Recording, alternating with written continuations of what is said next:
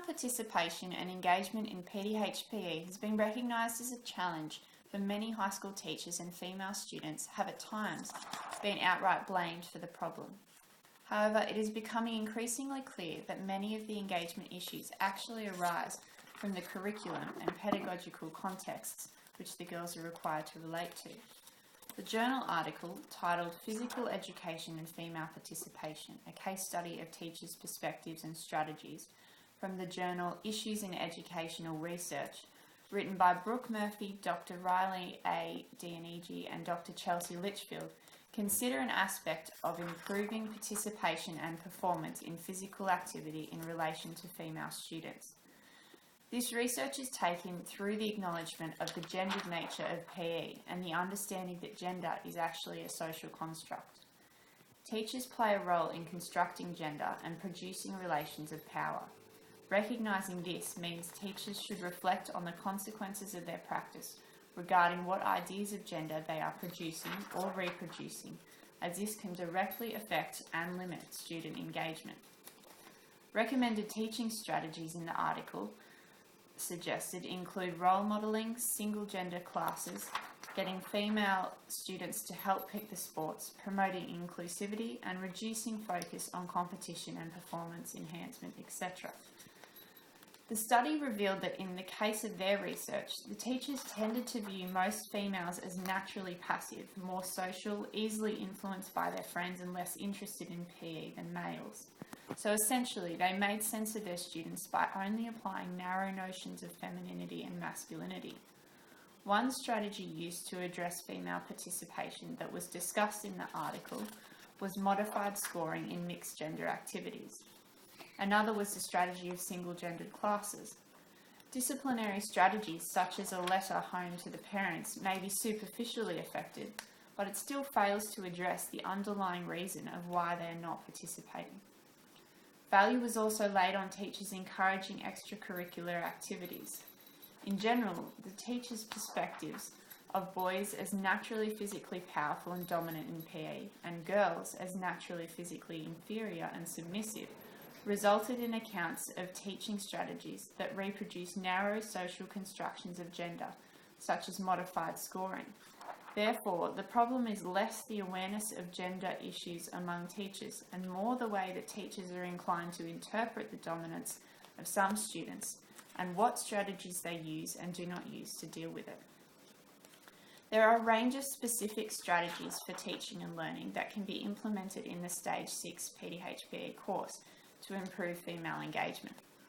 Although by Stage 6 the practical components of PDHPE have been reduced, there are still aspects of the syllabus that require a student's full physical participation, and therefore issues of female engagement remain just as relevant. And aside from this, even the theory studied by students can in itself promote implicit and embedded gender stereotypes and an ideology of inequality. Research shows that involving girls in curriculum design, adventure PE, and having teachers reflecting on their professional practice are all potentially effective techniques in increasing participation and breaking down gender stereotypes. But the challenge comes in actually applying these in the classroom. So the first thing to consider when suggesting specific strategies for teaching and learning in relation to improving female participation and involvement in PDHPE is what can realistically be achieved. Is it possible? And do I actually intend to fulfill these goals? Teachers may want to consider extracurricular options. In being aware of and promoting community events, students have the opportunity to test and build their skill base outside of the school context. Also, using sporting teams within the school as a training ground is an idea holding a lot of weight. For example, you may have a girls' netball team that has a set team and players, but encourages participation and training for all girls, whether they're on the team or not. This allows students the space to engage in physical activity through learning and practicing a skill set that they don't get the same time to build in class, but in an environment that is free from academic, gender, and competitive pressures. Depending on the group of students and their maturity, and at the wisdom and discretion of the teacher, being open with students about gender issues in today's society and culture could offer a rich avenue for insightful discussion, as well as ideas from the students themselves as to how to combat such concerns. In this case, ICT would present itself as a powerful tool for students to discover more about gender issues in the broader society.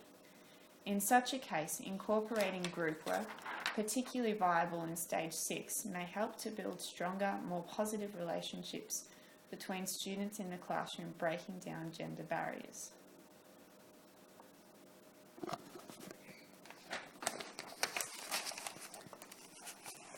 Through engaging in this professional reading and research experience, I've learnt a number of things. The first associated with the notion of constructed genders. In recognising that gender is a cultural construction, this idea applied in PDHPE has a number of significant implications, not the least of which is the influence that a teacher's assumption of gender have on the behavioural expectations of the students. For example, I've never considered that the strategy of modified scoring, though potentially helpful in mandating female participation, is actually stemming from the notion that females are less capable and inferior. It removes equality on the sporting field, and that makes little sense in a society where we're promoting equality in all aspects of life. Obviously, I recognise that there are reasons, and positive ones, for which this strategy is implemented, but it has led me to question what the long-term implications of implementing the modified scoring approach may have in sacrificing gender equality for participation. The approach does little to change gender stereotypes, which means we're really doing little to address one of the core problems of female participation. One of the first challenges that I confronted as a result of engaging with this assessment came in locating a relevant article. Following this, however, one of the main challenges was developing realistic as well as beneficial strategies which would be applied in PDHPE, which would actually help to build female student engagement.